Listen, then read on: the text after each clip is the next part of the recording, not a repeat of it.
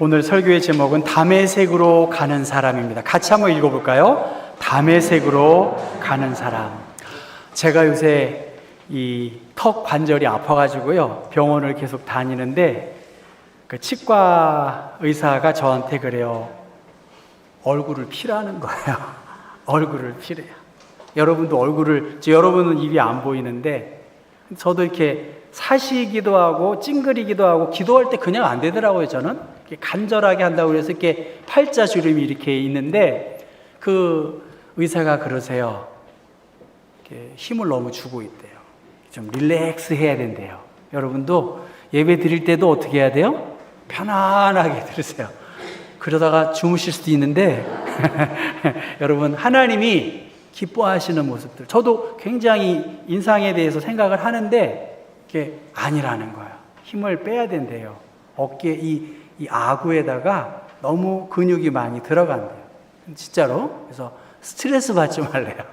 이게 턱이 안 열리는 것도 스트레스 중에 하나라고 그렇게 이야기하는데 많이 덕분에 나아지고 있습니다. 다메섹으로 가는 사람, 누가 다메섹으로 가는지 여러분 아시죠? 사울이 다메섹으로 가다가 하나님의 부름, 만남을 얻게 되고 그의 삶이 달라지는 것이 오늘 성경의 내용입니다. 여러분, 여러 유형의 꼰대라는 말이 있습니다. 여러 유형의 꼰대가 있는데 이 여러 유형의 꼰대들의 공통점은 남의 이야기를 듣지 않는다는 거예요. 여러분 어떠시나요? 여러분이 하나님의 음성을 잘 듣지 않으면 신앙적으로 꼰대가 될 수 있어요. 하나님은 말씀해 주시는데 아니야, 난 이렇게 살았는데 뭐 이럴 수 있다는 것이죠. SK 회장이 신기업가의 정신 선포식에서 기업들이 나 때는 말이야 하면서 과거만 얘기하면서 변하지 않는다면 결국 꼰대로 낙인 찍힐 것이고, 그렇기 때문에 그 나이가 든 사람일수록 더 소통하는 그러한 리더십을 발휘하라고 그렇게 이야기했습니다. 그래서 대한상공회의소에서 이 SK그룹 회장의 이 강연을 듣고 5가지 글자로 제목으로 해서 유튜브를 만들었대요. 그것이 알잘딱깔센이라고 말합니다. 우리 이거 아시는 분이 있어요? 현서 알아요?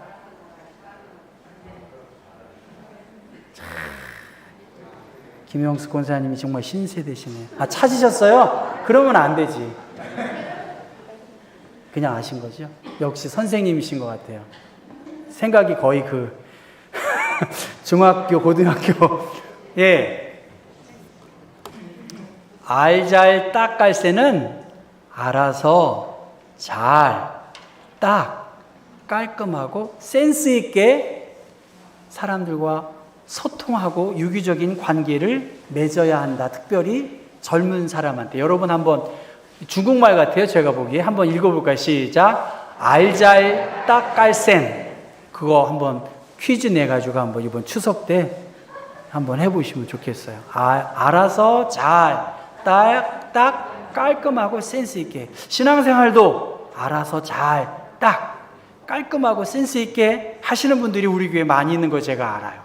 통계청 자료에 따르면 이 MZ세대는 1981년부터 1996년을 MZ세대라고 말합니다. 글로벌 세대이고 인터넷 세대를 바로 MZ세대라고 말하는데 이 MZ세대가 1700만 명이래요. 1700만 명, 한국 인구의 34%가 MZ세대래요. 국내 기업 임직원의 50% 정도가 이 MZ세대로 추산이 된다고 하고, 일부 대기업의 경우 MZ세대의 비중이 80%를 차지한다고 합니다. 그러니까 이 MZ세대를 이해하지 않고서는 기업의 미래가 없다는 거예요. 그래서 삼성이나 현대와 같은 그 대기업 총수들이 사원과 소통하잖아요. 그들과 사진도 찍고 말이죠. 그들의 이야기를 듣고요. 그 젊은 세대들의 트렌드를 살피고 있습니다. 왜냐하면 저 MZ세대들이 소비도 주도하고 이 경제활동에 큰 손이기 때문에 MZ세대를 이해하지 않고서는 미래가 없다는 것입니다. 그래서 이제는 영업이익 같은 재무적 수치로 기업의 가치가 좌우되는 시대는 지났다는 거예요. 기업의 가치에 영향을 주는 이해관계자와의 신뢰, 그리고 이들과 더 좋은 네트워킹을 세우는 것이 바로 기업의 미래가 있다는 것입니다. 저는 그런 의미에서 우리 경복교회에 미래가 있는가? 우리 교회의 미래를 어떻게 준비해야 할까? 어떻게 더 신뢰하고 유기적인 관계를 맺을 수 있을까? 이 담을 어떻게 헐어서 서로가 더 신뢰하고 그것이 성령의 하나 되게 하시는 것이라고 제가 누누이 말씀을 드리는데 솔직한 얘기로 제 이야기를 안 들으시는 것 같아요. 그리고 또 그게 이해가 되기도 하고요. 왜냐하면 그렇게 긴 시간을 보내고 있는데 그것만 바라보고 집중한다고 한다면 될까? 서로 신뢰를 주고 또 좋은 네트워킹을 통해서 우리 교회가 그리스도의 몸된 교회로 더 든든히 세워지기 위해서는 여러분이 알아서 잘 딱 깔끔하고 센스 있게 하나님이 놓고 하시고 우리 교회의 필요가 무엇인지를 알고 그 일을 위해서 앞으로 나아가는 것, 그것이 우리 교회의 귀한 미래의 열쇠가 되지 않겠나 그렇게 생각하고 있습니다. 우리가 잘 알고 있는 이 바울의 이야기, 그가 사울이 회개하다라고 하는 성경의 주제로 나와 있고 그 9장 1절 위에는 사도행전에 대해서도 그 내용이 반복되고 고린도전서 9장과 갈라디아서와 빌립보서를 통해서 바울이 다메섹에서 하나님을 만난 그 이야기는 계속해서 강조되고 있습니다. 그리고 그도 이 이야기를 계속해서 언급하고 있습니다. 스데반 집사가 순교당한 이후에 기독교도들이 유다와 사마리아 지역으로 다 흩어졌습니다. 흩어졌는데 공교롭게도 복음이 더 전파되었습니다. 이러한 상황을 알고 유대교도 청년 엘리트 사울은 견디기가 어려워서 9장 1절에 살기가 위협이 등등해서 대제사장에게 아마 허락서를, 체포 명령서를 아마 가지고 다메섹으로 가게 됩니다. 그래서 그곳에 있는 예수 믿는 사람들을 결박하여 예루살렘으로 후송하게 하기 위한 그러한 결심을 하고 다메섹으로 갔는데 어떻습니까? 하나님이 그 일을 통해서 사울아 사울아 내가 어찌하여 나를 박해하느냐 하는 하나님의 음성을 듣고 영적인 회심과 하나님을 만나는 경험을 하게 됩니다. 돌발 사건이에요. 사울에게 이러한 여러 현상들이 있습니다. 오늘 3절 말씀 보니까 호련히 하늘로부터 빛이 그를 둘러 비추었다. 그리고 왜 나를 핍박하느냐? 나는 내가 핍박하는 예수다. 너는 일어나 시내로 들어가라. 내가 행할 것을 내게 이를 사람을 내가 붙여주겠다라고 말씀하셨어요. 지금 사울은 주변에 하늘로부터 큰 빛을 받았다 그렇게 말합니다. 히브리서 6장 4절에 이 빛을 성령이라고 이야기하기도 하고 주님의 말씀은 내 발에 등이요 내 길에 빛이니이다라고 한 것처럼 하나님의 말씀이 그에게 환히 비춰졌고요. 또 데살로니가전서 5장 말씀 보면 너희는 다 빛의 아들이다. 어두움에 속하지 않는다. 주님을 믿는 백성들로서의 빛을 이야기하고 있습니다. 또한 사도 요한은 하나님은 빛이시다라고 말씀하시고 있지요. 그러니까 이 하늘의 강한 빛을, 말씀을, 성령의 어떤 터치하심을 그가 경험했는데 9장 7절의 말씀 보니까 같이 가던 사람들은 소리만 듣고 아무도 보지 못하고 말을 못하고 서 있었다라고 말합니다. 그리고 사울은 땅에서 일어나 눈은 떴지만 아무것도 보지 못하고 사람의 손에 끌리어서 다메섹으로 가는 그러한 상황입니다. 여러분, 오늘 설교의 제목이 다메섹으로 가는 사람 사울입니다. 사울은 자기의 확신과 신념을 가지고 능동적으로 기독교도들을 박멸하기 위해서 자기의 의의를 드러내기 위해서 그는 다메섹을 향했습니다. 그런데 어떻습니까? 그것을 하나님이 막으시고 그리스도의 빛에 이끌려 누군가의 손에 의해서 이제 다메섹에 가서 아나니아라는 사람을 만나게 되었고, 그 아나니아를 통해서 어떻게 하나요? 복음을 깨닫고 세례를 받고 사명을 감당하게 된 것입니다. 지금 이미 다메섹에 아나니아라고 하는 사람을 하나님께서 예비해 두셨고, 그 다메섹을 향해 가는 그 사울을 방문하게 해서 그에게 복음의 비밀을 알게 하셨다는 것입니다. 우리가 알고 있는 아나니아는 땅을 팔고 바친 값을 자기가 착복한 것 때문에 죽임을 당하는 그 아나니아도 있지만, 여호와는 은혜로우시다라는 뜻의 일반적인 유대인의 이름이 바로 아나니아인데, 그 아나니아는 주님의 제자로서 다메섹에서 하나님의 복음을 증거하는 사람이었던 것을 보게 됩니다. 하나님은 다메섹으로 향하는 사울을 만나셨고, 또 다메섹에 있는 그 아나니아를 사울이 있는 그곳에 가게 하셔서 하나님께서 그 아나니아에게 사명을 주시는 것이 오늘 성경의 주요한 내용입니다. 사울은 예수를 믿는 사람들을 박해하기 위해서 다메섹에 갔고, 또 다메섹에 이르렀을 즈음에 하나님의 은혜를 경험하게 되었고, 그 사울을 하나님의 사람으로 이방인의 복음 전도자로 세우시기 위해서 아나니아가 다메섹에 온 그 사울을 만나서 복음을 증거하는 그러한 내용입니다. 이미 아나니아는 사울이 어떠한 사람인지를 알았기 때문에 두려웠고 주저했었습니다. 그런데 하나님께서 아나니아에게 너는 나의 택한 그릇이다, 너는 나의 택한 그릇이다라고 하는 입장을 가지고 그동안 다메섹을 향해 간 사울은 자기 중심적인 거예요. 자기의 공로와 열심을 가지고 그렇게 다메섹을 향해 갔지만, 하나님께서 감동을 주셔서 아나니아에게 사울을 안수하게 하고 다시 보게 하고 또 그리스도를 증거하게 하고 회개의 세례를 베풀어서 하나님의 일들을 감당하도록 그렇게 말씀하셨다는 것입니다. 우리 모두는 가고 있어요.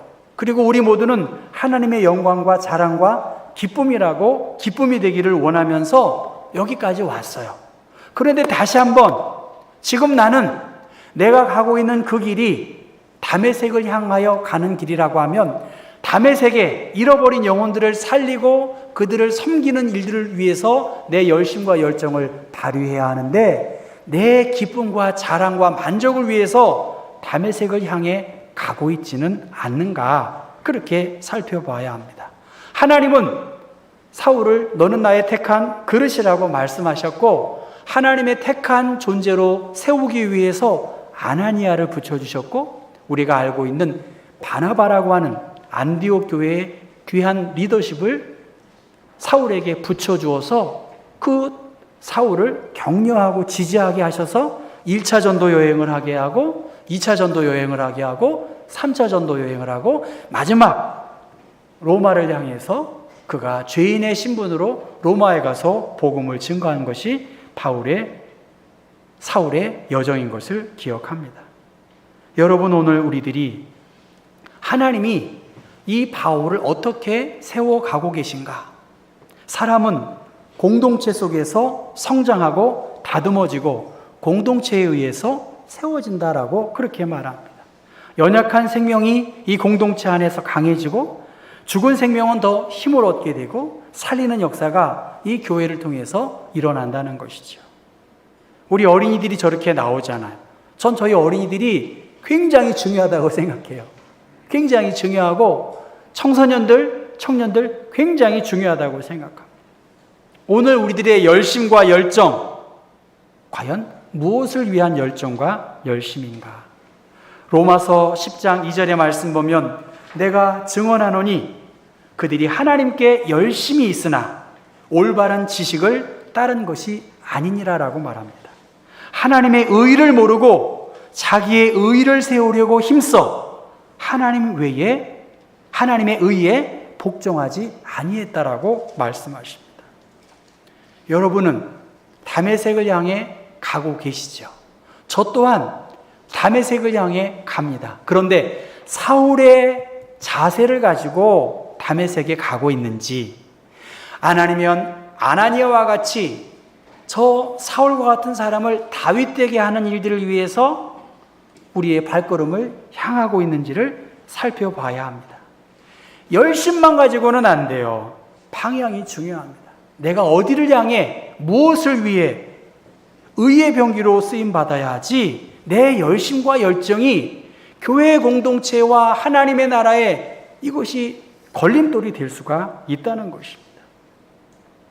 정말 사울은 어떤 사람이었어요? 무차별하고 무자비하고 그것이 하나님의 의를 이루려고 하는 것이지만 결과적으로는 예수를 만나기 이전에 사울의 모습은 하나님의 영광에 가리워지는 삶을 산 것입니다. 바라기는 여러분, 나는 무엇을 위해서 살고 있고 나는 어디를 향해 가고 있고 우리 경복교회 공동체는 어디를 향해 가야 할지를 살펴보아야 할 때입니다. 그 사울의 변화된 모습을 보니까 어떻게 됐을까요? 예전의 그 모습이 아니다 라고 하는 것입니다. 그 아나니아의 섬김과 돌봄, 그 아나니아의 순종을 통해서 두려웠지요. 주저되었지요. 그러나 하나님의 명령에 순종하여 그 일을 받들었더니 어떻게 합니까? 며칠 지난 다음에 즉시로 각 회당에서 예수가 하나님의 아들이심을 사울을 통해서 증거되어지니까 그 주변의 사람들이 이 사람은 왜 여기에 왔는지를 알았기 때문에 두려웠어요. 그럼에도 불구하고 22절에 보면 사울이 힘을 더 얻어 예수를 그리스도라 증언하여 다메섹에 사는 유대인들을 당혹하게 했다라고 그렇게 성경은 말씀하고 있습니다. 국어사전에 변절이라는 말이 있습니다. 찾아보면 절개나 지조를 지키지 않고 바꾸는 것, 변절, 별로 좋은 의미가 아니겠지요. 근데 전향이라는 말이 있습니다. 이전에 자신이 지녔던 사상이나 이념을 바꾸어서 그와 배치되는 사상이나 이념으로 돌아서는 것입니다. 전향해야 된다는 것. 남의 이야기를 잘 듣고 변화되고 달라져야 된다는 것. 하나님이 여러분에게 무슨 말씀을 주시나요? 하나님이 어떤 감동을 여러분 주시나요? 전 여러 형태의 예배에 참여해 봤습니다. 성공회 예배도 가보기도 하고요. 또 여러 가지 이슈가 있는 순복음교회 같은 교회, 전통적인 장로교회, 카톨릭 미사도 참석해 봤습니다. 어떤 경우에는 제가 동성혼을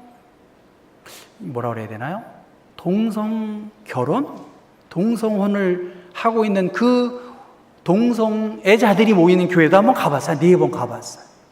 한번 가봤어요.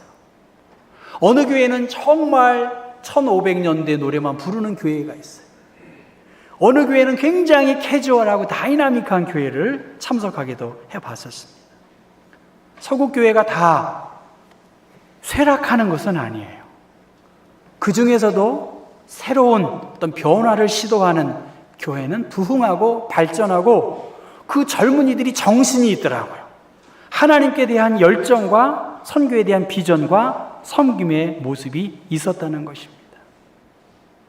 다메섹으로 가는 사울, 그는 무차별했고 무자비했습니다. 그것이 하나님을 기쁘시게 하는 것이라고 생각했다는 것이죠. 오늘 우리들의 모습이 다메섹으로 가는 사울의 모습과 다르지 않을 수 있습니다. 목적지향적이고 성취지향적이고 자기 의의를 드러내는 일들에 계속해서 달려가고 있을 수도 있습니다. 그런데 하나님은 그 길을 막으시고 정말 다메섹에서 무엇을 해야 할지를 아나니아를 통해서 그 공동체를 통해서 성령을 통해서 깨우쳐서 그 복음을 접한 그가, 주님을 만난 그가 즉시로 하나님의 복음을 드러내는 일들을 위해 땅에 납작 엎드려서 하나님의 일들을 위해서 수고했다는 것이죠. 성도 여러분, 사울은 하루아침에 다윗이 된 게 아닙니다. 우리의 신앙생활 알아서 딱 깔끔하고 센스 있게 신앙생활을 해야 되지 않겠는가? 그렇게 하기 위해서 바울은 에베소서 3장 8절에 모든 성도 중에 지극히 작은 자보다 더 작은 나에게 이 하나님의 은혜를 주셨으니 측량할 수 없는 그리스도의 사랑, 그 풍성함을 나는 이방인에게 전해야 되겠습니다.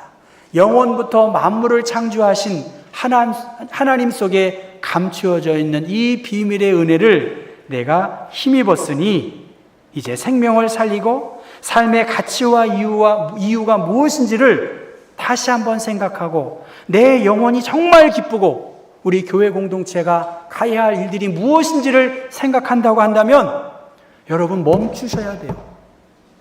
다메섹에 가고 있는 사울의 자세로는 이방을 향한 하나님의 택한 그릇이 안 된다는 거예요. 아나니아와 같은 사람을 만나고 성령의 인도함을 받아서 그가 아나니아의 말씀을 듣고 비늘 같은 것이 벗겨져 다시 보게 되고 세례를 받고 음식을 먹으며 강건해진 것처럼 그것이 바로 다메섹에서 새로운 일들을 해야 할 사울의 바울로 바뀔 수 있는 중요한 키포인트입니다. 사랑하는 성도 여러분, 주님이 우리에게 말씀하세요. 예수 안에서 새로운 방향과 새로운 비전을 위해서 귀 기울여 들으셔야 하고 납작 엎드리셔야 합니다. 그 방향 안에서 우리가 달려간다면 주님이 분명히 우리를 통해서 새로운 일들 그리고 하나님이 기뻐하실 공동체를 이루기를 원한다고 한다면 우리를 보고 주변의 사람들이 놀라고 달라진 내 모습을 보고 주님께 영광 돌릴 것입니다.